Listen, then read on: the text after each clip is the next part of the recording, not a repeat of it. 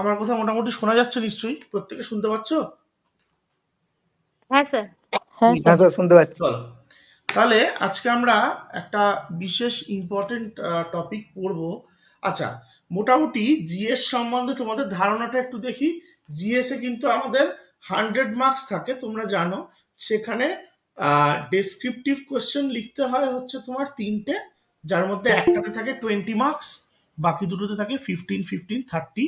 That means 20 + 15 + 15 আমাদের total থাকছে 50।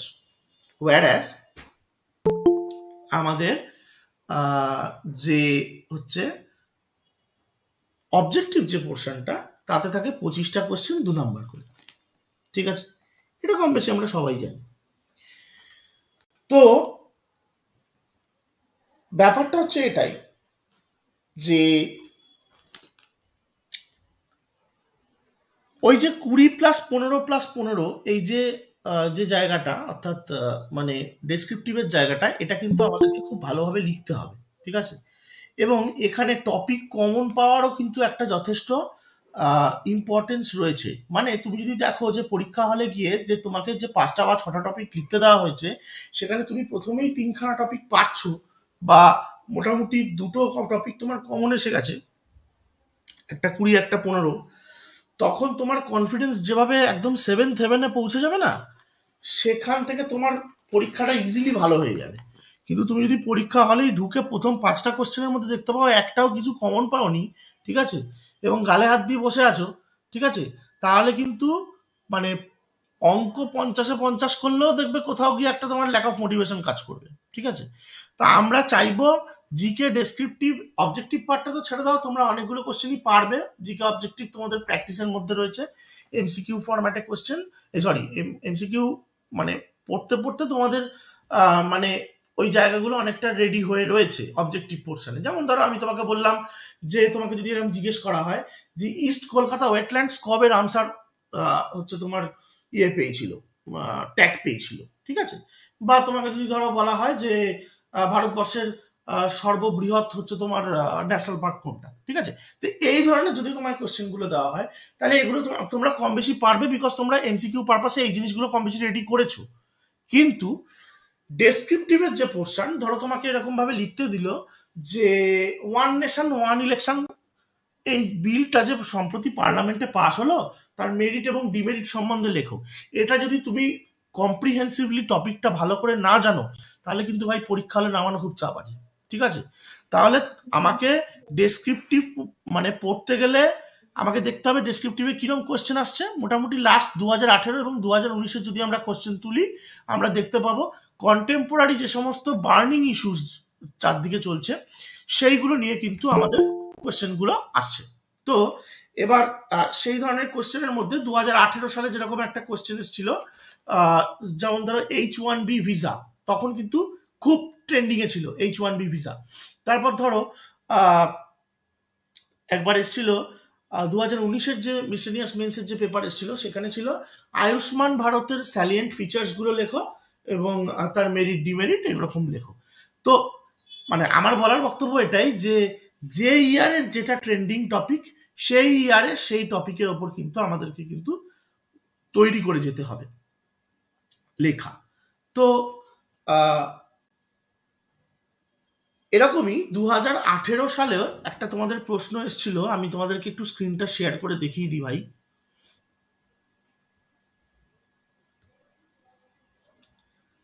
স্ক্রিনটা দেখা যাচ্ছে? এক সেকেন্ড।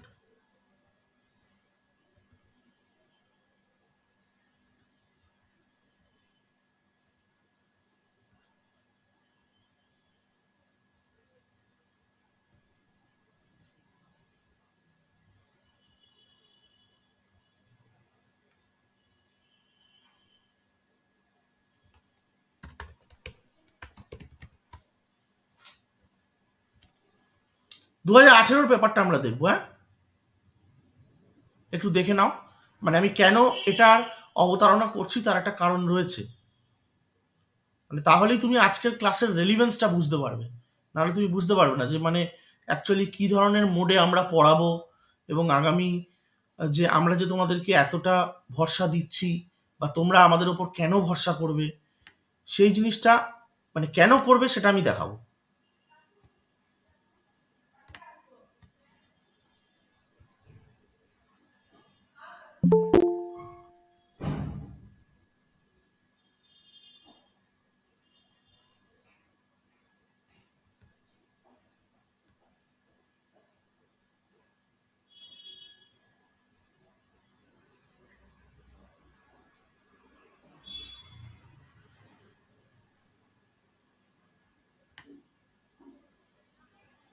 হ্যাঁ, হ্যালো। হ্যাঁ, শোনা যাচ্ছে, বলো। হ্যালো, শোনা যাচ্ছে? হ্যাঁ অভিজিৎ, শোনা যাচ্ছে ভাই, বলো। বলছি এখানে তোমার ডেসক্রিপটিভ যে তিনটে পার্ট আছে, মানে হ্যাঁ, জিএস, ম্যাথামেটিক্স এন্ড ইংলিশ, হ্যাঁ। ওই পার্ট গুলো কি পুরোটাই আপনারা পড়াবেন, না অনলি জিএস পার্টটা পড়াবেন? না, না, না, আমরা পুরোটাই করাবো ভাই। আমাদের ওই রকম ব্যাপার নেই, আমাদের যখন দায়িত্ব নিয়েছি পুরোটাই নেব।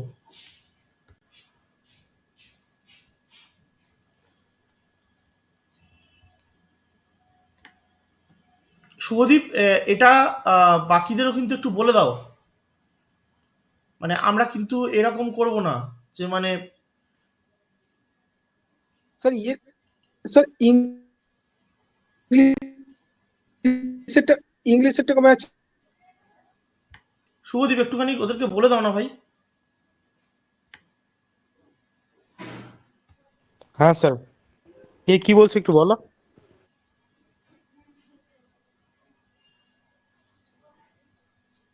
চঞ্চল কিছু বলছিলে। বলছি আমি বলছি ইংলিশ ডেসক্রিপটিভ পার্টটা কবে আছে, ইংলিশ আর ইয়ের?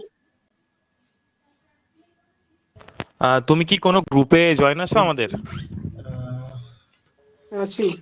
ঠিক আছে, ঠিক আমার আছে, এই গ্রুপে মোবাইল আমাদের ফোনে যে ক্লাস রুটিন সেটা দিয়ে দেওয়া হবে। ঠিক আছে, আজকে আমাদের জিএস ক্লাস আছে, নেক্সট ক্লাস হয়তো বাংলা বা ইংলিশ আছে। ঠিক আছে, আমার এখানে জুমটা ইনস্টল করে আমার এখানে জুমটা দেখো ইনস্টল আমাদের এক সপ্তাহ ধরে কিন্তু ক্লাস চলছে, ঠিক আছে, এবং রেকর্ডিং শুরু সেই করে এক দাও। এই সপ্তাহের ডিভাইস টোটাল থেকে ক্লাস সেটা রেকর্ডিং কিন্তু ফ্রি ইনস্টল অ্যাক্সেস তোমাদের দেওয়া হয়েছে। এবার পেইড ব্যাচের ক্লাস আমরা এবার ফ্রি অ্যাক্সেস দিতে পারি না, ঠিক আছে, সেটা আমাদের উচিতও না, তবে আমরা দিয়েছি। এবার যে তুমি ক্লাসটা করছো, ঠিক আছে, তুমি হয়তো আমাদের আগের ক্লাসগুলো দেখোনি বা কিছু করোনি, আমরা টোটালি সিলেবাস, সম্পূর্ণ সিলেবাস মিসের কভার করানো হবে, ঠিক আছে। তো হোয়াটসঅ্যাপের তারপরে লিঙ্কটা কোনো থেকে প্রশ্ন থাকলে জয়েন তুমি করিয়ে করতে দাও। পারো। আর অলরেডি অনেকগুলো ক্লাস তোমাদের দেওয়া হয়েছে, এই করে দাও। এবং এই কিছু এই ক্লাস এখানে আমরা এই না? রেকর্ডেড ভার্সনে দেবো। তবে তার ভরসায় বা তার অপেক্ষায় কেউ বসে থেকো না, যারা অ্যাডমিশন নিতে চাও নিয়ে নাও, পুরো সম্পূর্ণ কভার করানো হবে এবং সম্পূর্ণ ক্লাসটাই করানো হবে। তার আগে ক্লাউড রেকর্ডিং দু একটা ডিলিট করে দাও। ওকে, তাহলে আমরা কোয়েশ্চেনটা একটু দেখি। জিএস এর যে পেপারে, আচ্ছা সবার কাছে কোয়েশ্চেন মোটামুটি ভিজিবল তো? প্রত্যেকের কাছে কোয়েশ্চেন ভিজিবল তো? একটু যদি দু একজন বলো কাইন্ডলি, কোয়েশ্চেন পেপারটা visible? Yes sir, yes sir. হ্যাঁ স্যার, হ্যাঁ ওকে, ইয়েস স্যার। ওকে। হ্যাঁ স্যার, আচ্ছা, হ্যাঁ এখানে ভিজিবল। স্যার একটু প্রথম স্ক্রিনটা বড় করলে ভালো হয়। স্ক্রিনটা বড় করলে ভালো হয়। এর থেকে তো বড় করতে পারবো না ভাই। হ্যাঁ স্যার, মানে আহ, খুবই ছোট ছোট লাগছে।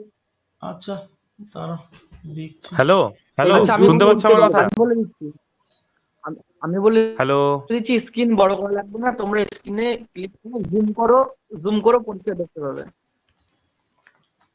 হুম, আচ্ছা। আহ, এবার একটা জিনিস দেখো। হুম, হুম। একটা জিনিস দেখো যে এই যে প্রথম 5টা কোশ্চেন দেওয়া হয়েছে, 4 নম্বর কোশ্চেনটা দেখো তো ভাই।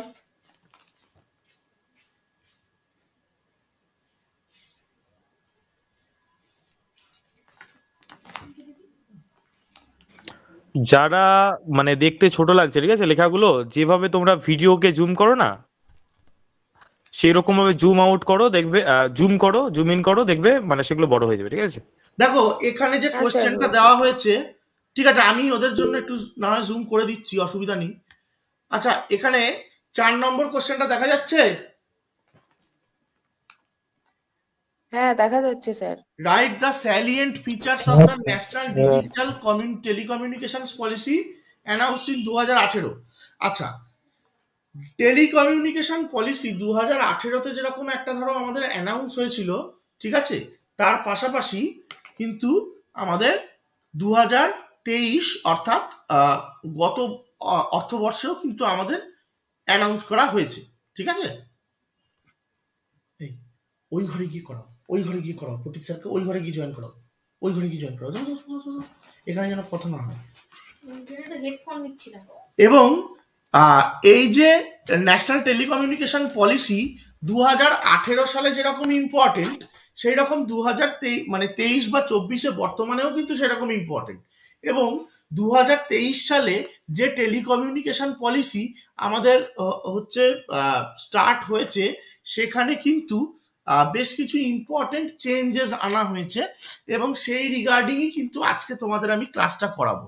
আচ্ছা, এই পিপিটিটা দেখা যাচ্ছে? একটু দেখো তো ভাই।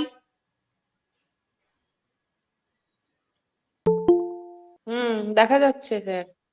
ওকে, তো এই পিপিটিটায় মূলত আমরা যে পোর্শনগুলো ইম্পর্টেন্ট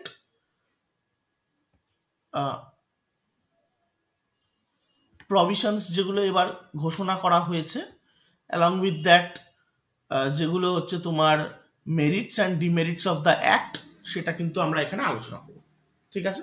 চল তাহলে পিপিটিটা আমরা শুরু করে দিই। বিষয় কি? নয়া টেলিকম আইন 2023, ঠিক আছে। আচ্ছা, আমার পরিচয় হয়তো কম বেশি সকলেই জানো। আমার নাম দেবজ্যোতি মুখার্জি। আমি 2018 WBCS জয়েন্ট ভিডিও এবং 2019 WBCS এসিটিও। এখন আমি নিজেও পরীক্ষা দিচ্ছি এই গ্রুপের জন্য, ঠিক আছে। এবার দেখা যাক। এবার একটা জিনিস বলি, মানে তোমাদের প্রত্যেককেই, তোমরা তো সকলেই সার্ভিসে একদিন না একদিন ঢুকবে, তো মানে আমি যে ভুলটা করেছি সেটা কিন্তু তোমরা করো না। তোমাদের যদি এরকম মানে লক্ষ্য থাকে যে WBCS হতে হবে, তাহলে কিন্তু মানে আমি সবসময় বলবো যে প্রথম থেকেই এই গ্রুপের জন্য টার্গেট করো। কখনোই কিন্তু এরকম ভেবো না যে আমি সি বা ডিতে চাকরি করব, তারপর হলে দেখা যাবে। এই অ্যাপ্রোচটা কিন্তু খুবই বাজে অ্যাপ্রোচ। কিন্তু আমার ক্ষেত্রে এই জিনিসটা নিতে হয়েছিল বিকজ অফ মানে আমি যেহেতু 2-3টে পরীক্ষা একসাথে দিতাম, তো সেই জন্য আমাকে নিতে হয়েছিল। এবং দেয়ার আফটার আমি এই গ্রুপের জন্য প্রিপারেশন তো নিচ্ছি, কিন্তু একটা যেটা মুশকিল হয়, সেটা চাকরি করতে করতে প্রিপারেশন নেওয়া ইজ বিট ডিফিকাল্ট। ওয়ারাজ যখন তোমরা যেমন একদম ইয়ং, একদম ফ্রেশ ব্লাড, তোমরা যেরকম বাড়িতে অনেকটা সময় তোমরা পড়াতে দিতে পারবে, সেটা আমার ক্ষেত্রে অনেক সময় হয়ে ওঠে না আর কি, ঠিক আছে। তো যাই হোক, মানে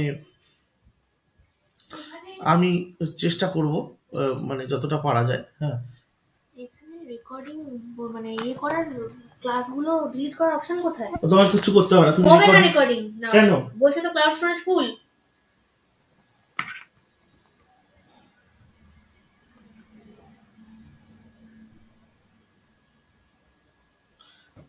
আচ্ছা, 1 মিনিট একটুখানি ওয়েট করো তো, একটা টেকনিক্যাল গ্লিচ হয়েছে।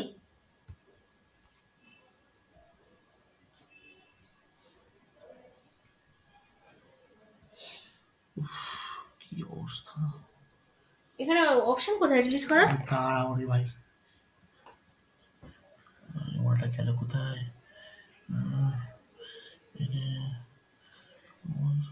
সেটিংসে গেলাম, সেটিংসে গিয়ে রেকর্ডিং থেকে manage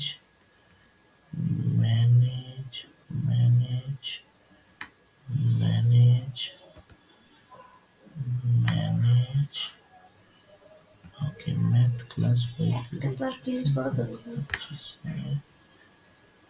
descriptive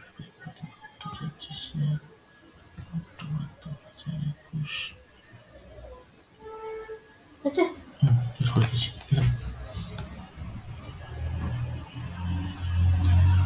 okay, I think প্রত্যেকে শোনা যাচ্ছে। তো চলো আমরা আজকের আমাদের সেশনটা শুরু করে দিই। আচ্ছা, আজকের বিষয় হচ্ছে নয়া টেলিকম আইন 2023। এটা গত বছর ঘোষণা করা হয়েছিল with some modifications and some, মানে আগের যে টেলিকম পলিসি ছিল তার থেকে কিছুটা চেঞ্জ করে এই পলিসিটা লঞ্চ করা হয়েছে। স্যালিয়েন্ট ফিচার্সগুলো আমরা দেখে নেব। তোমাদের পরীক্ষায় 3টে প্রশ্ন দেয়, একটা হচ্ছে স্যালিয়েন্ট ফিচার্স, একটা মেরিট, একটা হচ্ছে ডিমেরিট। আচ্ছা, তো আচ্ছা, আমি তোমাদের প্রত্যেকের সুবিধার্থে এবং যেহেতু শুভদীপ এবং প্রীতম আমাকে দুজনেই রিকোয়েস্ট করেছিল যে তোমাদের ম্যাক্সিমামই যেহেতু বাংলায় পরীক্ষা দেবে, তাই তো নাকি? তোমরা বাংলায় লিখতে চাইছো নাকি ইংলিশে? হ্যাঁ স্যার, না স্যার বাংলায় বাংলায় লিখবে? চাইছি। আচ্ছা, হ্যাঁ যদি স্যার বাংলায় বাংলায় লেখো, লিখবো। বাংলায় লেখো, বাংলায় ল্যাঙ্গুয়েজের ব্যাপারটা একটু বলবেন স্যার? হ্যাঁ হ্যাঁ হ্যাঁ, স্যার স্ক্রিনটা তো দেখা যাচ্ছে না একটু স্যার। ল্যাঙ্গুয়েজের ব্যাপারটা একটু বলবেন, মানে আমি যদি বাংলায় লিখি প্রতিটা সাবজেক্টই বাংলায় লিখতে হবে এরকম ব্যাপার? দাঁড়াও।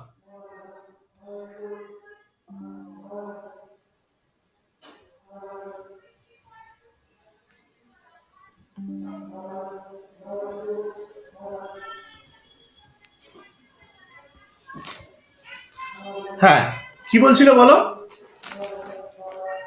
হ্যাঁ, মানে ল্যাঙ্গুয়েজের ব্যাপারটা বলবেন, মানে আমি ইংলিশ ডেসক্রিপটিভ বাদ দিয়ে, ইংলিশ ডেসক্রিপটিভটা আমাকে ইংলিশেই লিখতে হচ্ছে, হুম। বেঙ্গলি ডেসক্রিপটিভ যদি আমি ওটাও বাংলাতেই লিখতে হবে। এবার যে আমার পড়ে রইলো ম্যাথ আর জিএস ডেসক্রিপটিভ অ্যান্ড অবজেক্টিভ, মানে আমি যদি জিএস যদি ডেসক্রিপটিভ যদি ইংলিশে লিখি, অবজেক্টিভ ইংলিশে লিখতে হবে এরকম ব্যাপার নাকি? অসাধারণ একটা প্রশ্ন করেছে সায়ন্তন। ব্যাপারটা হচ্ছে, তোমরা যদি কোয়েশ্চেন পেপার ঠিক মতো দেখো তাহলে একটা জিনিস খুব সুন্দরভাবে দেখতে পাবে। সেটা হচ্ছে, দেখো, জেনারেল স্টাডিজে তোমাদের দুটো জিনিস দেওয়া হয়েছে এখানে। জেনারেল স্টাডিজের পেপারে দেখো একটা দিয়েছে গ্রুপ এ তে answers may be written in English or in Bengali. দেখা যাচ্ছে স্ক্রিনটা? আমি যদি আরেকটু ব্রড করি, I think now this is visible. Answers may be written in English or in Bengali or in Nepali, but all the answers must be in one and the same language. Share করবে কোথা দিয়ে? শেয়ারের অপশনটা তোমার sharing হয়ে যাচ্ছে তো। এক সেকেন্ড। কোনটা বলছেন? জি, স্যার শেয়ার করতে পারছি না। ওহো, মাল্টিপল ইউজার ক্যান শেয়ার, এটা ঠিক ইয়ে নেই, এখানে অপশনটা নেই ফোনে।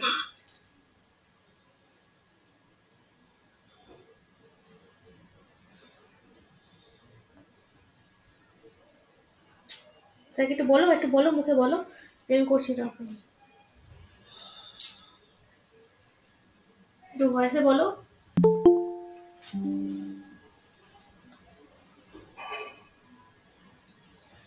কোনটা ভয়েস? স্যার শোনা যাচ্ছে? আমি স্ক্রিন শেয়ার করার অপশনটা আসলে খুঁজে পাচ্ছি না স্যার, মানে আমি এখানে দেখতে পাচ্ছি না আসলে। আমি দেখছি স্যার, আমি চেষ্টা করছি।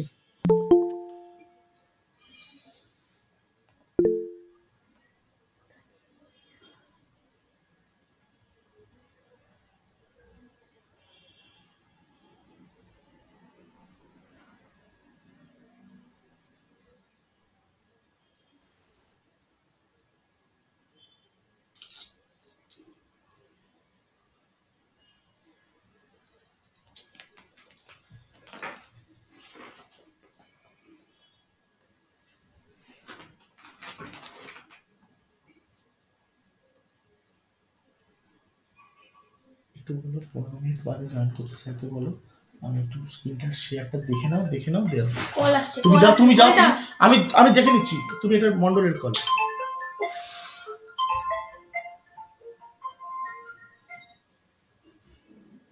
হ্যালো, হ্যাঁ, তো যেটা বলছিলাম সেটা হচ্ছে, দেখো, আইদার ইংলিশ অর ইন বেঙ্গলিতে লিখতে হবে। সেটা হচ্ছে তোমাদের ওই পার্ট 1টা। মানে এবার দেখো, তুমি ইংলিশ বা বেঙ্গলি যে কোনো একটাতে লিখতে পারো জেনারেল স্টাডিজ পোর্শনটা, ঠিক একইভাবে, কিন্তু গোলালে চলবে না। অর্থাৎ এরকম ব্যাপারটা নয় যে আমি ডেসক্রিপটিভ পোর্শনটা আমি হচ্ছে তোমার ইংলিশে লিখলাম, আবার অবজেক্টিভ পোর্শন মানে ফুল ফর্ম টুল ফর্মগুলো আমি বেঙ্গলিতে লিখলাম, এই জিনিসটা কিন্তু চলবে না ভাই। অর্থাৎ তোমাকে একটা ভাষাতেই কিন্তু উত্তরটা দিতে হবে। আইদার মানে জেনারেল স্টাডিজের উত্তর দিতে গেলে তোমাকে 100 নম্বরই ইংলিশে অথবা 100 নম্বরই বেঙ্গলিতে দিতে হবে। ক্লিয়ার আমি কি বললাম? বোঝা যাচ্ছে?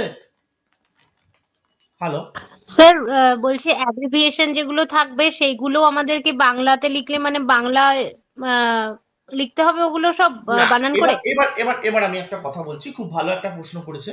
সেটা হচ্ছে যে তোমাদের যদি ধরো এইরকম থাকে যে লাইক মানে অ্যাব্রিভিয়েশন দিয়েছে, সেক্ষেত্রে অ্যাব্রিভিয়েশনের ক্ষেত্রে আমরা যে পদ্ধতিটা নেব সেটা হচ্ছে এই রকম, যে আমরা প্রথমে ইংলিশ অ্যাব্রিভিয়েশনের যে অ্যাক্রোনিমটা লিখব, যেটা দিয়েছে, ধরো আমি তোমাকে বললাম এখানে দিয়েছে আহ, আহ, হচ্ছে তোমার RIDF, ঠিক আছে? তাহলে আমি ইংলিশে প্রথমে ইংলিশে লিখব RIDF, মানে হচ্ছে রুরাল ইনফ্রাস্ট্রাকচার ডেভেলপমেন্ট ফান্ড, দিয়ে তারপর ওটাকে ব্র্যাকেটে লিখবো বাংলায় রয়রস্যু রয়াকার ল ইনফ্রাস্ট্রাকচার শস্যই ন ফয়রাফলা আকার নয় শয় রয়ফলা আকার ক চয়াকার র, ঠিক আছে? এরকম করে লিখবো। বুঝতে পেরেছো আমি কি বলছি? হ্যাঁ অ্যাব্রিভিয়েশন স্যার, এটা বুঝতে যদি পেরেছি, আমি মানে বাংলাটা ব্র্যাকেটে লিখে দিতে হবে, তাই তো? হ্যাঁ, ব্র্যাকেটে বাংলাটা লিখে দিতে হবে, ঠিক আছে? যদি ওপরেরটাই বাংলায় লিখে আসি তাহলেই সেক্ষেত্রে তো হ্যাঁ, ওপরেই তাহলে বসে দিবে নাকি? তাহলে সেক্ষেত্রে আবার এবার যদি তুমি ধরো ইংলিশে লিখছো, তাহলে তোমার কোনো অসুবিধা নেই, তুমি টোটালটা ইংলিশে লেখো না, কি সমস্যা রয়েছে, তাই না? স্যার, আপনি ইংলিশেও মানে নোটসটা দিলে ভালোই হয়, মানে ব্যাপারটা। আচ্ছা ঠিক আছে, আমি বাইলিঙ্গুয়াল দিয়ে দেবো, যখন সেরকম চাহিদা হ্যাঁ রয়েছে আমি বাইলিঙ্গুয়াল দিয়ে দেবো, কোনো সমস্যা নেই, ঠিক আছে? ওকে, তো চলো আমরা আমাদের টপিকটা শুরু করে দিই। আচ্ছা, এই জিনিসটা কিন্তু same for mathematics as well. ম্যাথেও কিন্তু তোমাকে আইদার ইংলিশ অথবা বেঙ্গলিতে লিখতে হবে, দুটোই কিন্তু একসাথে করা যাবে না। ক্লিয়ার আমি কি বললাম? দেখো, অ্যারিথমেটিকেও এই কথা না লিখে দিচ্ছে, answers may be given in Bangla English or লিখিত in Bengali but all the answers must be one and same language. মানে তুমি কিন্তু মানে এরকম ধরো হলো যে জেনারেল স্টাডিজটা তুমি বাংলায় লিখলে, অঙ্কটা ইংলিশে লিখলে কিচ্ছু আসে যায় না, বা অঙ্কটা বাংলায় লিখলে জেনারেল স্টাডিজটা ইংলিশে লিখলে কিচ্ছু আসে যায় না। কিন্তু অ্যারিথমেটিকের মধ্যে 5টা আমি বাংলায় লিখলাম, 5টা ইংলিশে লিখলাম, এই সমস্ত কিন্তু চলবে না। আশা করি প্রত্যেকের রিপ্লাই আমি দিতে পেরেছি। আমার মানে আমি ক্লাসটা শুরু করে দিচ্ছি, ঠিক আছে? Without wasting the time any further. Okay, চলো তাহলে আমরা শুরু করি। দেশভর চালু হলো নয়া টেলিকম আইন। কি বলছে? সম্প্রতি সংসদে পাশ হলো নয়া টেলিকম আইন 2023। এই নতুন আইন আসার সাথে সাথে প্রতিস্থাপিত হলো কিছু পুরনো আইন, যথা ইন্ডিয়ান টেলিগ্রাফ আইন 1885, ইন্ডিয়ান ওয়্যারলেস টেলিগ্রাফ আইন 1933, টেলিগ্রাফ ওয়্যার্স বেআইনি অধিগ্রহণ আইন 1997। এই 3টে অ্যাক্টকে রিপ্লেস করে নতুন টেলিকম অ্যাক্ট এসছে, ন্যাশনাল টেলিকম অ্যাক্ট। পাশাপাশি এই নতুন আইন চালুর মাধ্যমে 1997 সালে যে পাস হয়েছিল মানে TRAI আইন, যেটাকে বলা হয় ট্রাই, যেটাকে বলি একটা body basically, telecom regulatory authority of India, সেই আইনকেও সংশোধিত করা হয়েছে। টোটাল এই যে টেলিকম আইন যেটা 2023-এ পাস করা হয়েছে, তাতে টোটাল 62টা সেকশন রয়েছে, ঠিক আছে, ধারা রয়েছে। তার মধ্যে 39টা ধারা গোটা দেশ জুড়ে 26শে জুন 2024 তারিখে বলবৎ করা হয়েছে। এবার যখন তোমরা কোনো অ্যান্সার লিখবে, তখন সবসময় তার একটা ভূমিকা থাকবে। So this part is our introduction part. কোনটা? এই যে সম্প্রতি সংসদ থেকে শুরু করে ওই বলবৎ করা হয়েছে পর্যন্ত, ঠিক আছে? আচ্ছা, এখানে একটা জিনিস বলে দিই, ওয়ার্ড লিমিটের কিন্তু কোনো মানে নির্দিষ্ট কিছু বলা এখানে হয় না, ঠিক আছে? সুতরাং তোমার ওয়ার্ড লিমিট তুমি যতবারও লিখতে পারো, অসুবিধা নেই। কিন্তু এটা কিন্তু ইংলিশ বা বাংলার ক্ষেত্রে কিন্তু ওয়ার্ড লিমিটের একটা ব্যাপার রয়েছে ভাই, ঠিক আছে? যদি আমি তোমার কোয়েশ্চেন পেপারও দেখাই, তাহলে তুমি বুঝতে পারবে।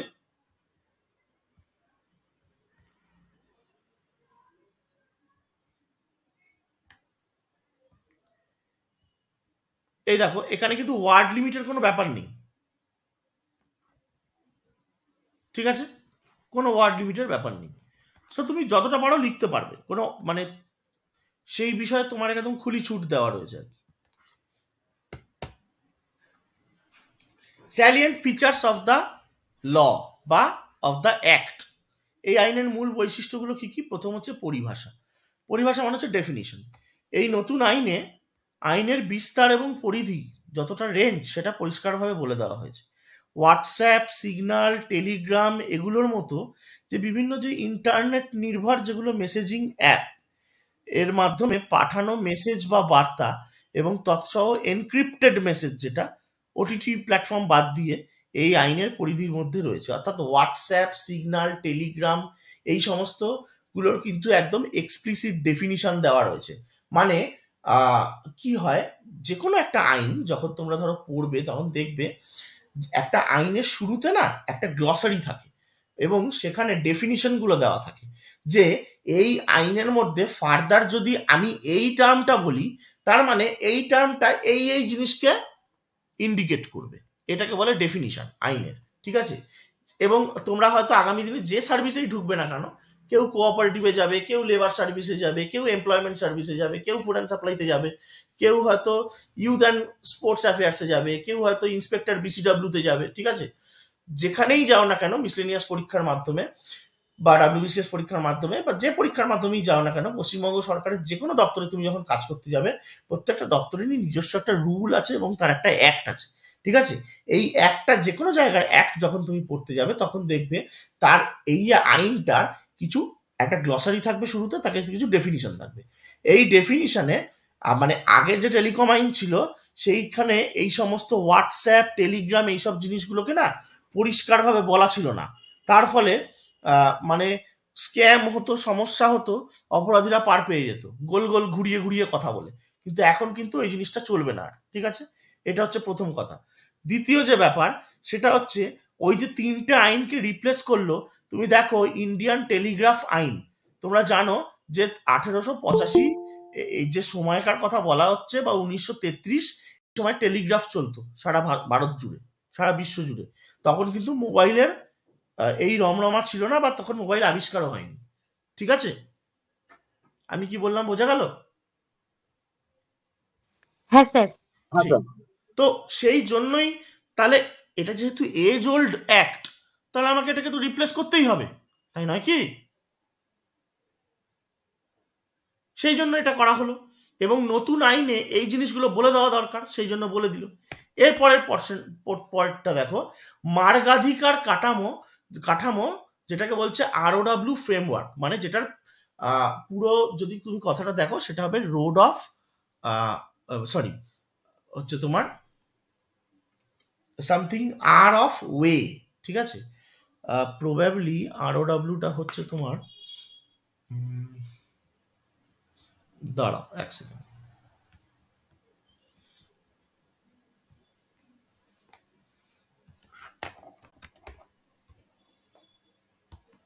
রাইট অফ ওয়ে, একদম মার্গ আধিকার। ওয়ে হচ্ছে মার্গ মানে রাস্তা এবং এ হচ্ছে অধিকার, রাইট হচ্ছে অধিকার, তাহলে মার্গাধিকার কাঠামো। এটার আন্ডারে কি বলা হচ্ছে যে সরকার চাইলে এই ফ্রেমওয়ার্কের আন্ডারে সরকারি সম্পত্তি এবং কারোর ব্যক্তিগত সম্পত্তিতে মোবাইল টাওয়ার বা টেলিকম কেবল বসাতে পারবে। বুঝতে পেরেছো? ধরো তুমি হচ্ছে তোমার বাগুইয়াটিতে থাকো বা তুমি হয়তো রুবির মোড়ে থাকো, ঠিক আছে। এবার এখানে বা হয়তো তুমি একটা কোনো গ্রামাঞ্চলে থাকো, যেখানেই থাকো না কেন, সেখানে দেখা যাচ্ছে টেলিকম অপারেটর সংস্থা দেখছে যে যদি তোমার বাড়ির ওপর মোবাইল টাওয়ারটা যদি সেট আপ করানো যায় তাহলে তুমি হচ্ছে মানে সিগন্যাল ট্রান্সডাকশনটা খুব সুন্দরভাবে যাবে, সিগন্যাল কিন্তু দারুণভাবে যাবে। না হলে অন্য জায়গায় গেলে কিন্তু মানে অন্য পয়েন্টে বসালে সিগন্যাল ধাক্কা খাবে বা মানে ইস্যুস হতে পারে, ঠিক আছে। তো সেক্ষেত্রে কিন্তু দেখবে কোম্পানি তোমাকে রিকোয়েস্ট করবে যে আপনার বাড়ির ওপর তলাটা আমরা ছাদে বসাবো কেবেলটা বা টাওয়ারটা বসাবো এবং আপনাকে তার জন্য মাস গেলে একটা নির্দিষ্ট অ্যামাউন্টের ভাড়া আমি অবশ্যই দেবো, ঠিক আছে। এবার ধরো যারা একটু রিচ পিপল মানে যারা পয়সা কড়ি রয়েছে তাদের তো আর ওই মানে এরকম তো নয় যে টাওয়ার না বসালে এবং সেই পয়সা না পেলে তারা খেতে পাবে না, ব্যাপারটা তো সেরকম নয়। সেক্ষেত্রে তারা দেখবে বা তার বাড়ির চারপাশে ধরো বাগান আছে, ঠিক আছে। এবার মোবাইলের এই সমস্ত টাওয়ারের যে রেডিয়েশন হয় সেখানে কিন্তু গাছপালা পশু পাখির প্রচুর ক্ষতি হয়, ঠিক আছে। এবার ধরো সেই লোকটা বললো না আমি আমার মানে ছাদে বসাতে দেব না, ঠিক আছে, টাওয়ার। এই গাছওয়ারিটা এতদিন চলতো, আর চলবে না, ঠিক আছে। দরকার হলে ওই পয়েন্টেই তোমার টাওয়ার বসাতে হবে এবং ওখানেই হবে। এমনকি এই জন্য বলছে দেখো, এমনকি জমির মালিকের বিরোধিতা করলেও যদি অ্যাডমিনিস্ট্রেশন মনে করে যে এটা প্রয়োজনীয়, তবে তা বসতে দিতে তিনি বাধ্য থাকবেন। এই জিনিসটা কিন্তু লক্ষণীয় চেঞ্জ এবছরকার টেলিকম অ্যাক্টে, ঠিক আছে? এই জিনিস কিন্তু এর আগে ছিল না। 3 নম্বর যেটা, সেটা হচ্ছে রাষ্ট্র ও জনগণের সার্বিক সুরক্ষা। নতুন পাস হওয়া আইনের 20 মানে সেকশন 20 সাবসেকশন 2 তার আন্ডারে বলা হয়েছে যে জাতীয় নিরাপত্তার স্বার্থে মানে ন্যাশনাল সিকিউরিটির জন্য সরকার যে কোনো হচ্ছে তোমার টেলিকম পরিষেবা ব্লক করতে পারে বা নিয়ন্ত্রণ করতে পারে, ঠিক আছে, ইন্টারসেপশন করতে পারে এবং মেসেজ ও কলের নিয়ন্ত্রণ নিজেদের হাতে নিতে পারবে। তোমরা জানো সারা ভারতবর্ষ জুড়ে বিভিন্ন ধরনের স্লিপার সেল অ্যাক্টিভিটি কাজ করে, দুষ্কৃতী নেটওয়ার্ক কাজ করে, ইন্টারনাল যেমন জঙ্গি গোষ্ঠী রয়েছে নর্থ ইস্টে কাশ্মীরে, সেরকম এক্সটার্নাল জঙ্গি গোষ্ঠীও রয়েছে পাকিস্তানে, বাংলাদেশে, ঠিক আছে।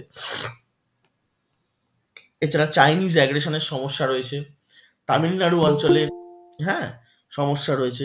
তো অবভিয়াসলি ভারত চতুর্দিকে শত্রু দ্বারা পরিবেষ্টিত, ভারতবর্ষের কোনো কিছু থাক বা না থাক শত্রুর অভাব নেই, ঠিক আছে।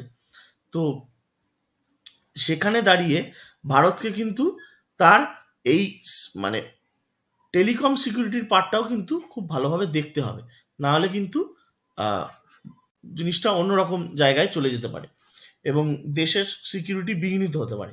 সেই জন্য এক্ষেত্রে পাশাপাশি বলছে যে এই মানে নিয়ন্ত্রণ করতে পারবে ব্যাপারগুলো এবং পাশাপাশি বিদেশি রাষ্ট্রের সঙ্গে সম্পর্ক বা যুদ্ধের ক্ষেত্রেও একই পদক্ষেপ করতে পারবে সরকার। তবে এখানে যারা হচ্ছে ধরো অনুমোদন প্রাপ্ত সাংবাদিক, যারা স্টেট বা সেন্ট্রাল লেভেলে, ঠিক আছে, তারা ধরো এমন কোনো রিপোর্ট পেশ করছে যেগুলো নাকি জাতীয় নিরাপত্তার পরিপন্থী, সেক্ষেত্রে ওই সাংবাদিকদের নির্দিষ্টভাবে কল এবং মেসেজেও নজরদারি চালাতে পারবে সরকার। তার মানে কতটা ব্রড মানে অ্যাডমিনিস্ট্রেশনের পাওয়ার টেলিকমের ক্ষেত্রে এলো তোমরা বুঝতে পারছো? হিউজ পাওয়ার এলো এখন, এই জিনিস কিন্তু এর আগে ছিল না, মানে এতটা মানে ক্ষমতা কিন্তু অ্যাডমিনিস্ট্রেশনের এর আগে ছিল না, এটা কিন্তু চলে এলো বর্তমানে আইনে। 3 নম্বর আরেকটা যেটা পয়েন্ট বলেছে দেখো, ডিজিটাল ভারত নিধি। আচ্ছা, ডিজিটাল ভারত নিধি বলার আগে একটা ছোট্ট জিনিস বলে দিই, সেটা হচ্ছে ইউনিভার্সাল সার্ভিস অব্লিগেশন ফান্ড বলে একটা ফান্ড রয়েছে, ইউএসওএফ। এর আন্ডারে কি করা হতো হচ্ছে তোমার গ্রামীণ অঞ্চলে, রুরাল ইন্ডিয়াতে যেগুলো ধরো টেলিকম পরিষেবার উন্নয়নের কাজে এই ফান্ডের যে টাকাটা লাগানো হতো। খুব স্বাভাবিকভাবে তোমরা জানো যে ধরো আমি বললাম যে নাগাল্যান্ডের একটা প্রত্যন্ত গ্রাম, বা আমি বললাম মণিপুরের একটা প্রত্যন্ত গ্রাম, বা মিজোরামের একটা প্রত্যন্ত এলাকা, খুব স্বাভাবিকভাবে এখানে কিন্তু এখনো পর্যন্ত সেই অর্থে 5G 4G টেকনোলজি এখনো পৌঁছায়নি, ঠিক আছে। তো সেখানে দাঁড়িয়ে যাতে টাওয়ার সেট আপ করে, সিগন্যাল সেট আপ করে জিনিসটাকে মানে ঠিকঠাকভাবে সেই পরিকাঠামোগুলো বিল্ড আপ করা যায়, তার জন্য ভারত সরকারের একটা ফান্ড রয়েছে, তার নাম হচ্ছে ইউনিভার্সাল সার্ভিস অব্লিগেশন ফান্ড। এইটার রিনেমিং করা হচ্ছে, নতুন নাম দেওয়া হচ্ছে ডিজিটাল ভারত নিধি। এবার চেঞ্জটা কি আসছে? চেঞ্জটা হচ্ছে এটাই যে গ্রামাঞ্চলে শুধুমাত্র পরিকাঠামো উন্নয়নের ওপর আগে জোর দেওয়া হতো সিগন্যালিং পারপাসে, এটা শুধু যে এটা করা হবে তাই নয়, তার পাশাপাশি রিসার্চ অ্যান্ড ডেভেলপমেন্ট এবং বিভিন্ন ধরনের মানে টেলিকম সেক্টর রিলেটেড বিভিন্ন ধরনের যে পাইলট প্রজেক্টগুলো, মানে ধরো কোথাও অপটিক্যাল ফাইবার কেবল বসাবে, কোথাও হয়তো হচ্ছে টাওয়ার তৈরি করবে, এই ধরনের প্রজেক্টগুলোতেও কিন্তু এই ফান্ডিং থেকেই টাকা খরচ করা হবে, ঠিক আছে। এটা একটা। আরেকটা যেটা, সেটা হচ্ছে যারা পরিষেবা গ্রাহক, আমি তুমি, ঠিক আছে, আমাদের কি সুরক্ষার ব্যবস্থা করছে এই আইনটা, সেটা কিন্তু আমাদের একটু দেখতে হবে। কি আমাদের কিরকম সুরক্ষার জায়গা তৈরি করলো?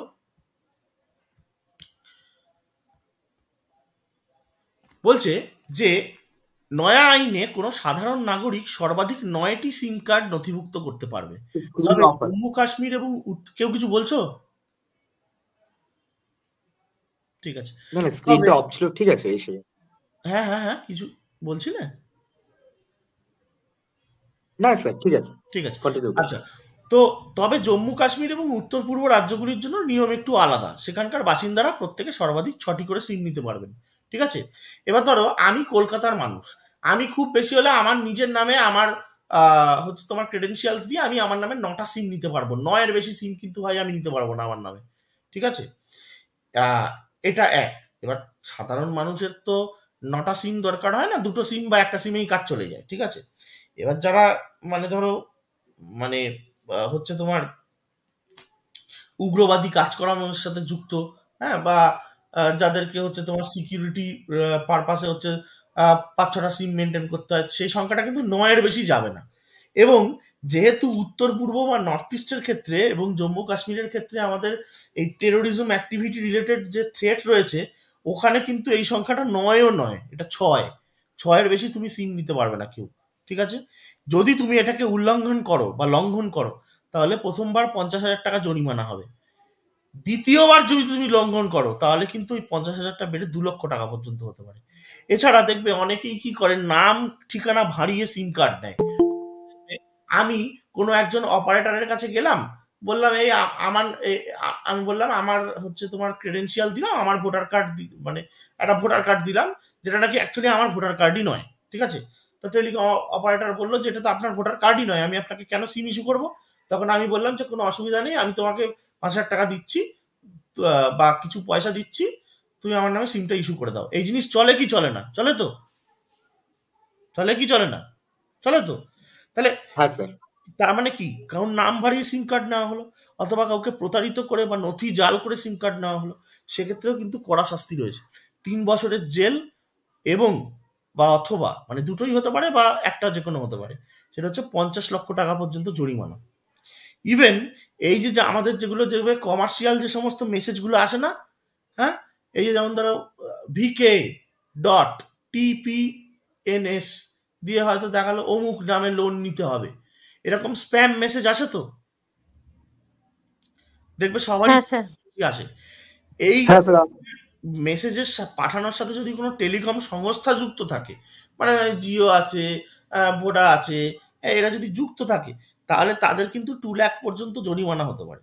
ইভেন পরিষেবা দেওয়া বন্ধ করার সংস্থানও রয়েছে, মানে দরকার পুরো ঝাঁপ বন্ধ করে দিতে পারে সরকার, ঠিক আছে। তো এই ক্ষমতা কিন্তু মানে মানে প্রচুর ক্ষমতা বাড়ানো হয়েছে এবারের টেলিকম অ্যাক্টে। এই জন্য এবছর টেলিকম অ্যাক্টটা খুব ইম্পর্টেন্ট, পরীক্ষা আসতেই পারে। এরপর দেখো, এইগুলো গেল আমাদের স্যালিয়েন্ট ফিচার। তাহলে স্যালিয়েন্ট ফিচারের ক্ষেত্রে আমি 5টা পয়েন্ট বললাম, কি কি? পরিভাষা, মার্গাধিকার কাঠামো, রাষ্ট্র জনগণের সার্বিক সুরক্ষা, ডিজিটাল ভারত নীতি, টেলিকম পরিষেবা, গ্রাহকদের সুরক্ষা, ঠিক আছে। এবার এই যে আইনটা পাশ হওয়ার পর না, পার্লামেন্টে বেশ কিছু বিতর্ক হয়েছে, ঠিক আছে। কি কি? প্রথম পয়েন্টটা দেখো, ঔপনিবেশিক যুগের ন্যায় নজরদারি বন্দোবস্ত। দেখো, ইন্ডিয়ান টেলিগ্রাফ আইন 1885-এ সরকারের তরফ থেকে যে টেলিগ্রাম জনিত মেসেজ বা বার্তার ওপর একটা কড়া নিয়ন্ত্রণের বিধান রাখা হয়েছিল। খুব স্বাভাবিকভাবে তখন ব্রিটিশ সরকার হচ্ছে যাতে ন্যাশনালিস্ট চিন্তাভাবনা যাতে খুব বেশি না বাড়ে, এবং খুব স্বাভাবিকভাবে 1885 সালে একটা যুগান্তকারী ঘটনা ভারতবর্ষের ন্যাশনালিজমের ইতিহাসে ঘটে গেছিল। একটু কেউ বলতে পারবে ভাই কি ঘটেছিল 1885-এ? Vernacular press act. না, যুগান্তকারী ঘটনা, সারা ভারতবর্ষের রাজনৈতিক ইতিহাসকে পুরো একদম মানে তারপরের এবং মানে ইভেন সেই 1885 তো জাতীয় কংগ্রেস ঘটনার এফেক্ট আমরা আজও ফিল করছি, সেই ঘটনার এফেক্ট আমরা আজও ফিল করছি। কি সেই ঘটনাটা ভাই? 85 তো স্যার জাতীয় কংগ্রেস প্রতিষ্ঠা হয়েছিল। একদম ঠিক, 1885 হচ্ছে জাতীয় কংগ্রেস প্রতিষ্ঠার সাল, ঠিক আছে। ভারতবর্ষের রাজনৈতিক হিস্ট্রি, বারবার বলছি তো আমি, পুরো পাল্টে রেখে দিয়েছিল, ঠিক আছে। এবং সেই সময় কিন্তু ন্যাশনালিস্ট চিন্তা ভাবনাগুলো কিন্তু আসতে শুরু করে আস্তে আস্তে। এই যে মডারেটস এক্সট্রিমিস্ট, এইসব ব্যাপারগুলো কিন্তু 1885 পরবর্তী সময় আসতে শুরু করে। তার আগে কিন্তু কনসলিডেটেড ওয়েতে যে আমি ইন্ডিয়ান, আমার একটা ইন্ডিয়ান ন্যাশনাল আইডেন্টিটি রয়েছে, এই ব্যাপারটা কিন্তু এর আগে ছিল না। কংগ্রেস আসার পরেই কিন্তু এই জিনিসটা শুরু হয়, ঠিক আছে। তো যাই হোক, তখন ব্রিটিশ সরকার নিজ স্বার্থ চরিতার্থ করতে এই নিয়মগুলো চালু করেছিল। কিন্তু এখন ইন্ডিয়া হচ্ছে sovereign socialist secular Democratic Republic, ঠিক আছে। কিন্তু এই খুব স্বাভাবিকভাবে যেখানে আমাদের সার্বভৌমত্ব রয়েছে, সেখানে এই সমস্ত নজরদারি আইন এই মুহূর্তে চালানোর কি মানে হয়, সেই নিয়ে কিন্তু বিতর্ক রয়েছে, ঠিক আছে। তো এই পয়েন্টটা একটু লিখতে পারো দ্বিতীয় যে পয়েন্ট সেটা হচ্ছে ব্যক্তিগত তথ্যের সুরক্ষাজনিত সমস্যা। তুমি দেখো বর্তমানে তোমাকে মানে তোমার ইচ্ছের বিরুদ্ধে ওই যে হোয়াটসঅ্যাপে বলেছিল না এন্ড টু এন্ড এনক্রিপ্টেড লেখা থাকে তো হোয়াটসঅ্যাপে চ্যাটে। হ্যাঁ স্যার হ্যাঁ লেখা স্যার। থাকে। হ্যাঁ স্যার লেখা থাকে। ভুলে যাও ঠিক আছে, ছিল, এখন আর লেখা থাকবে না। সরকার চাইলে তোমার যে কোনো হোয়াটসঅ্যাপ চ্যাট যখন তখন ঢুকতে পারে এবং পড়তে পারে, ঠিক আছে। অর্থাৎ চাইলে এনক্রিপ্টেড বার্তা অর্থাৎ একান্ত ব্যক্তিগত বার্তালাপের ক্ষেত্রেও কিন্তু নজরদারি চালাতে পারবে। এছাড়া নতুন সিম নিতে গেলে গ্রাহকদেরকে অতি অবশ্যই বায়োমেট্রিক তথ্য দাখিল করতে হবে, মানে আধার কার্ড দিতে হবে। এটা আগে ম্যান্ডেটরি ছিল না, ফলে ব্যক্তিগত তথ্যের সুরক্ষা নিয়ে কিন্তু প্রশ্ন থেকে যায়, ঠিক আছে। ওটিটি প্ল্যাটফর্ম নিয়ে ধোঁয়াশা। ওটিটি পরিষেবার মাধ্যমে ধরো কেউ মেসেজ পাঠাচ্ছে বা কিছু করছে, এটা কিন্তু এই আইনের আওতায় আসবে না। ফলে মেসেজিং ওটিটি বিষয়ে কি পদক্ষেপ গ্রহণ করা হবে তা নিয়ে কিন্তু এই আইনে এখনো যথেষ্ট ধোঁয়াশা রয়েছে, ঠিক আছে। 4 নম্বর পয়েন্ট, বাজার জুড়ে অলিগোপলির বৃদ্ধি। অলিগোপলি মানে হচ্ছে এমন একটা বাজার। স্যার হ্যাঁ, ওটিটি পরিষেবাটা ব্যাপারটা যদি একবার বলতেন। ওটিটি প্ল্যাটফর্মকে এখনো পর্যন্ত এই আইনের আন্ডারে আনা হয়নি, টেলিকম অ্যাক্টের আন্ডারে।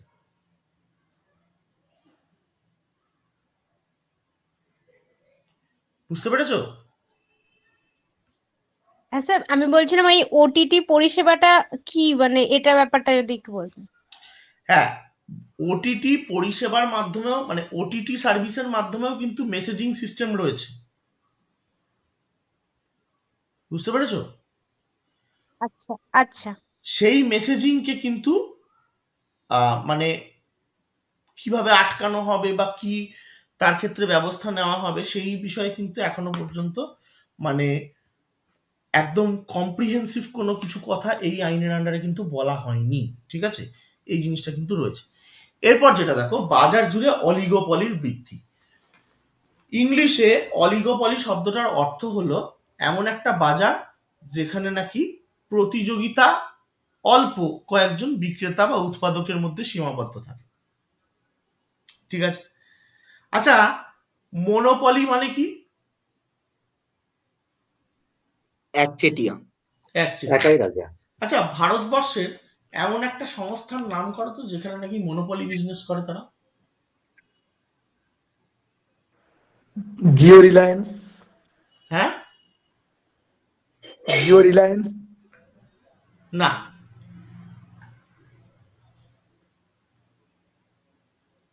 সরকারি সংস্থা মনোপলি বিজনেস করে। ওখানে আর কেউ কোনোদিন ঢুকতেও পারবে না, চাইলেও ঢুকতে পারবে না। ইন্ডিয়ান রেলওয়েজ, ঠিক আছে। ইন্ডিয়ান রেলওয়েজের জায়গায় আর কোনো সংস্থা আসতে পারবে? কোনোদিনও আসতে পারবে না। এটা হচ্ছে মনোপলিস্টিক বিজনেস, ঠিক আছে।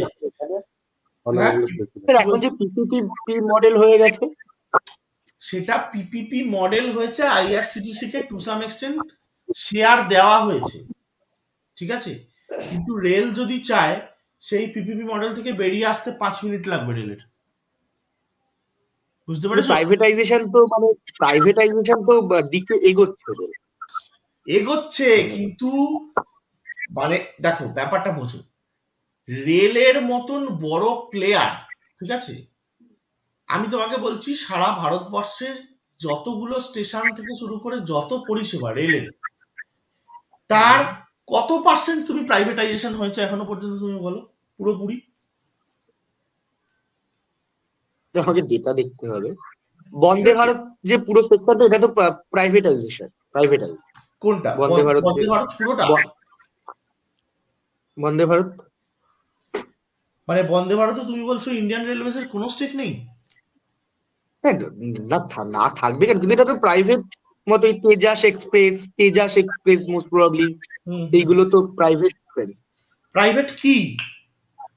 সার্ভিস গুলো প্রাইভেট, ভেতরকার সার্ভিস, আইআরসিটিসি, ঠিক আছে, যাত্রী সুরক্ষা, এই ব্যাপারগুলো। কিন্তু যদি ধরো তোমাকে বন্দে ভারতে ধরো একটা বোম রাখা রয়েছে, ধরো খবর পেল, আইআরসিটিসি কিছু করতে পারবে সেখানে?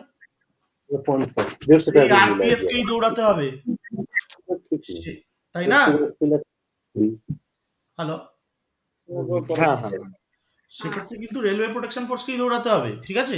তো সেই জন্য বলছি, মানে পুরোপুরি প্রাইভেটাইজেশনের পথে কিন্তু এখনো রেল হাঁটেনি।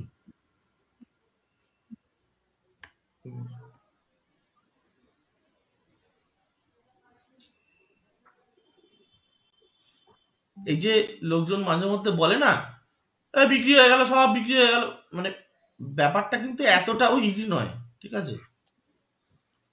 এবং এলআইসি যেমন তার 3% শেয়ার প্রাইভেটাইজেশন করে, মানে আমি যদি ভুল না করি, কি বলছো? এলআইসি যেমন তার 3% শেয়ারকে মানে ওপেন প্রাইভেটাইজ করে, করেছে, ঠিক আছে? এবার এইখানে ইকোনমিক্স তোমরা কম বেশি পড়ো, ডিসইনভেস্টমেন্টের কনসেপ্ট আছে।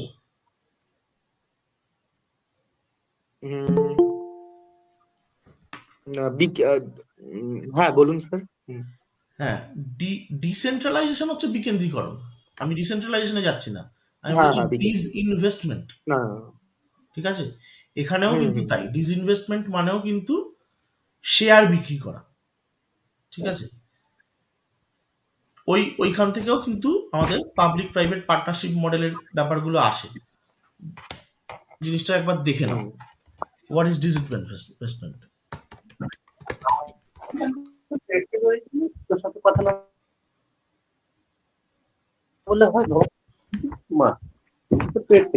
দেখো, ডিসইনভেস্টমেন্ট ইজ দ্য প্রসেস।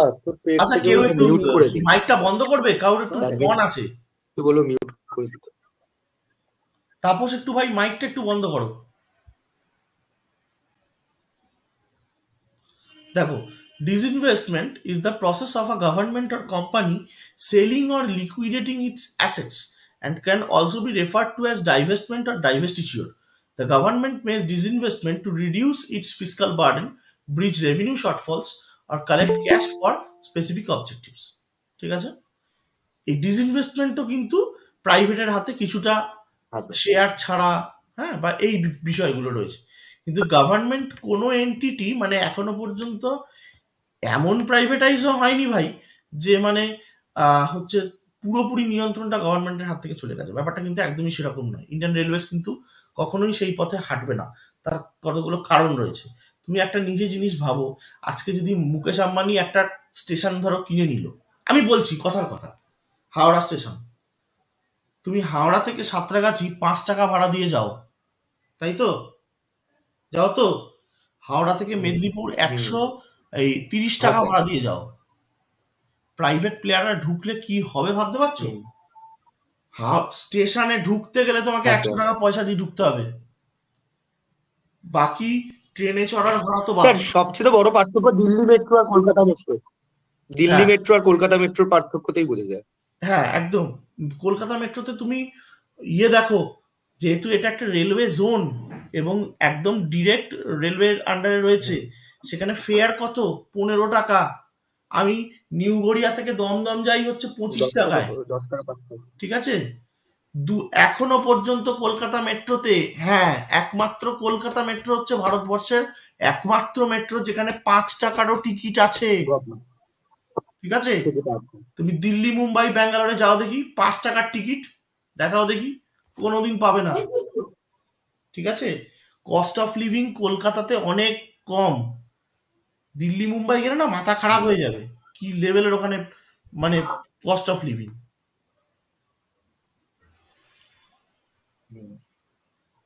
আচ্ছা, যাই হোক, তো এরপর সেটা হচ্ছে এই যে বাজার জুড়ে অলিগোপলির বৃদ্ধি। তার মানে এই অলিগোপলির ক্ষেত্রে আমাদের কি কি রয়েছে? জিও রয়েছে, এয়ারটেল, ভিআই রয়েছে, এরকম হাতে গোনা কয়েকটা সংস্থা রয়েছে।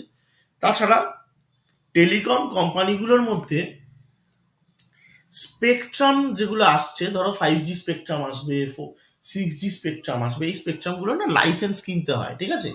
যে কোনো সংস্থা যখন তখন কিন্তু যে কোনো জি পরিষেবা দিতে পারে না, ঠিক আছে? তার জন্য স্পেকট্রামের ব্যাপার থাকে। তো এক্ষেত্রেও তার মানে অলিগোপলির ব্যাপারটা থাকবে। তো সেক্ষেত্রে মানে এই অলিগোপলির মাত্রাটা আরো আগামী দিনে বাড়বে বলে আশঙ্কা করা হচ্ছে, ঠিক আছে, নতুন টেলিকম আইনে। বিএসএনএল এমএনপিএল ব্যাপারটা কি, মানে এটা যে পুরোটা 100% গভর্নমেন্টের শেয়ার আছে? কোনটা বলছো? বিএসএনএল এবং এমএনটিএল বিএসএনএল যেটা বিএসএনএল বিএসএনএল বিএসএনএল আছে, হ্যাঁ এমএনটিএল এমএনসিএল এমএনটিএল বিএসএনএল যেটা হচ্ছে মানে ভারত ওই সরকারের লিমিটেড তো। বিএসএনএল মুম্বাইতে চলে এরকম কি? বিএসএনএল তো বিএসএনএল হ্যাঁ হচ্ছে হ্যাঁ হ্যাঁ হ্যাঁ ভারত সরকারের সংস্থা, ভারত সরকারি, পুরোপুরি ভারত সরকারি সংস্থা, ঠিক আছে। মানে অ্যাকচুয়ালি বিএসএনএল কে গলা এটা মানে পুরোটাই মানে 100%ই ভারত সরকারের। একদম ভারত সরকারের, এবং মানে বাতি কথা ভাই বলতেও কষ্ট লাগে, বিএসএনএল কে গলা টিপে হত্যা করা হলো ভাই। মানে কয়েকটা সংস্থা, যেমন ধরো হ্যাঁ এয়ার স্যার, ইন্ডিয়া, যেমন ধরো বিএসএনএল, হ্যাঁ যথেষ্ট পোটেনশিয়াল ছিল, পুরো গলা টিপে হত্যা করা হলো হ্যাঁ স্যার, সংস্থা।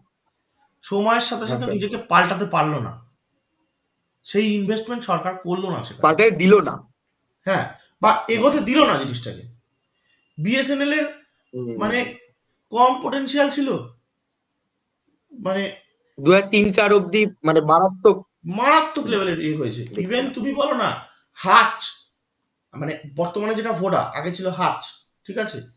তারপর হুম এই যে আরো কিছু প্লেয়ার এসেছিল মার্কেটে, যেমন ধরো এয়ারসেল বলে একখানা কোম্পানি এসেছিল, এয়ারসেল, এর আগে UNICEF, Chennai Airtel, Super Kings এর হচ্ছে তোমার ইয়ে করতো, কি বেশ বলে, স্পন্সরশিপ করতো। তারপর হচ্ছে তোমার হ্যাঁ হ্যাঁ টাটা ডোকোমো বলে একখানা কোম্পানি এসেছিল মাঝখানে, ঠিক আছে। হ্যাঁ এত এই টাটা। কোম্পানিগুলো পুরো ভ্যানিশ মার্কেট থেকে, ঠিক আছে। হুম, যাই হোক, মানে জিও এসে এমন একটা পরিস্থিতি তৈরি, তুমি এটা নিজে ভাবো না, তুমি জাস্ট একটা পাতি জিনিস বলছি, 2016 বা 17 আগে আমরা কি কখনো ভাবতে পেরেছিলাম যে আমরা প্রতিদিন 1.5 জিবি নেট পাবো, তাও এই টাকায়। তাও এই টাকায়? ভাবতেই পারিনি। আমার এখনো মনে পড়ে, আমি হচ্ছে নেট কিনতাম হচ্ছে সারা মাসে 1.5 জিবি, বুঝতে হুম, পেরেছো? সারা মাসে 1.5 জিবি কিনতাম, এবং একবার ইউটিউব খুলতে না খুলতেই ভয় লাগতো যে এই বুঝি সব নেট শেষ হয়ে গেল, ঠিক আছে। এই ব্যাপারটা ছিল। কিন্তু জিও আসার পর থেকে কিন্তু এই জিনিসটা অনেক চেঞ্জ হয়ে গেছে। দেখো মুকেশ আম্বানি তো এমনি এমনি মুকেশ আম্বানি নয়, সে অনেক আগে থেকে ভবিষ্যৎ দেখতে পায়।